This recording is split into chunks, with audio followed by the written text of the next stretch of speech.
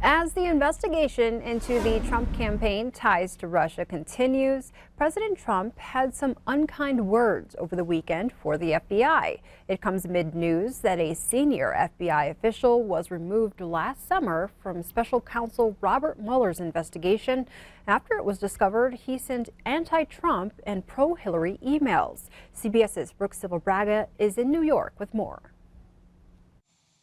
President Trump targeted the FBI in a pair of tweets Sunday, writing in part that the Bureau's reputation is in tatters, worst in history. The president of the FBI Agents Association responded, "Agents act with unwavering integrity and professionalism." This latest row was sparked at least partially by a presidential tweet on Saturday, a message sources now tell CBS News was actually crafted by Mr. Trump's lawyer. It suggested the president knew General Mike Flynn lied to the FBI before firing him.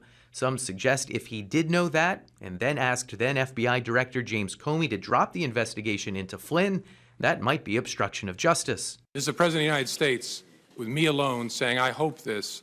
I took it as this is what he wants me to do. That was Comey back in June, recalling the interaction, a dialogue the president disputes. He tweeted Sunday, "I never asked Comey to stop investigating Flynn, just more fake news covering another Comey lie." I would just say this to the president. There's an ongoing criminal investigation. Comey may be part of it. You tweet and comment regarding ongoing criminal investigations at your own peril. Flynn pleaded guilty Friday to lying to the FBI. He's now cooperating with special counsel Robert Mueller's investigation into Russia's meddling in the election. Brooke Silva-Braga, CBS News. Sources tell CBS News the lawyer who crafted the president's tweet Saturday did not intend to imply the president knew back in February that Flynn lied to the FBI. Also making headlines this morning, GOP lawmakers will now try to find common ground between the tax overhaul bills passed by the House and Senate. The potential sticking points could be last-minute changes made to the Senate bill in order to secure enough votes to pass it. The goal is to have a final copy on the president's desk by Christmas. In local court news, the trial is set to begin today for the man accused in the strangulation and burning death of a Crow Agency woman last year. 19-year-old DeMarzio Sanchez will be tried in U.S. District Court in Billings on one count of first-degree murder for the death of Roylyn Wrightshorse. Prosecutors plan to use the victim's so-called dying declarations at trial, but defense attorneys argue the dying words should not apply because the victim didn't know she would ultimately die. Wrightshorse was beaten during a ride home with Sanchez and 4 other people in April of 2016.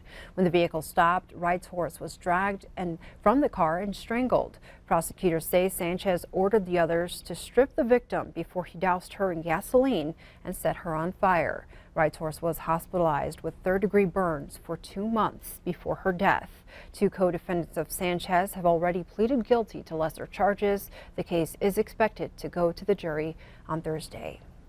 In other news, post-traumatic stress is a pressing issue among veterans. MTN's Donald Lakatua sat in on a jam session with the Hero Sound Project in Missoula, a group of vets who meet weekly to help mend the mind through music.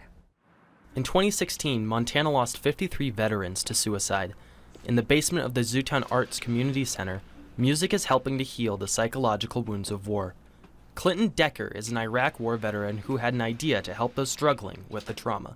Because when I'm playing guitar, nothing else really matters. I was sitting there playing and it just kind of hit me one day. It's like, this is really powerful stuff. It's really helping me. Decker is the founder of the Hero Sound Project, a therapy group that brings veterans together to jam out every week.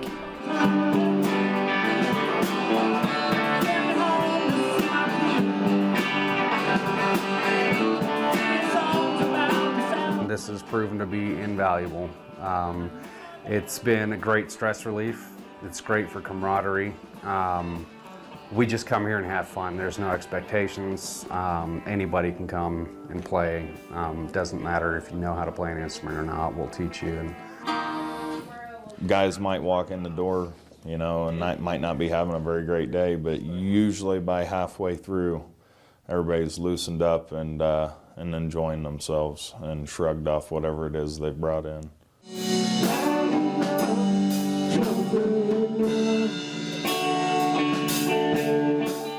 When the project was started 2 years ago, it was limited to meeting only in the back of the VFW bar. One of the things that was mentioned to me, and it had already been an issue that I had been thinking about, is, you know, we're in the back of the bar. I want this to be a legitimate therapeutic program. We got to get out of the bar. The basement of the ZAC seems to be a perfect fit for the project, as Decker stressed the importance of a drug and alcohol-free environment. Another way they are legitimizing the project is raising money to file their 501c papers, which would allow them to become a nonprofit organization. Now, Decker hopes that over the long winter months, him and the guys can grind and hone their skills, so that, come spring, they can book a couple of gigs and let veterans know that they are not alone. Reporting in Missoula, Donal Wakatua for MTN News. Thank you. And before we take a break, it's time to spread some holiday cheer. The Road Dogs tout their annual toy run as the oldest and biggest in Montana.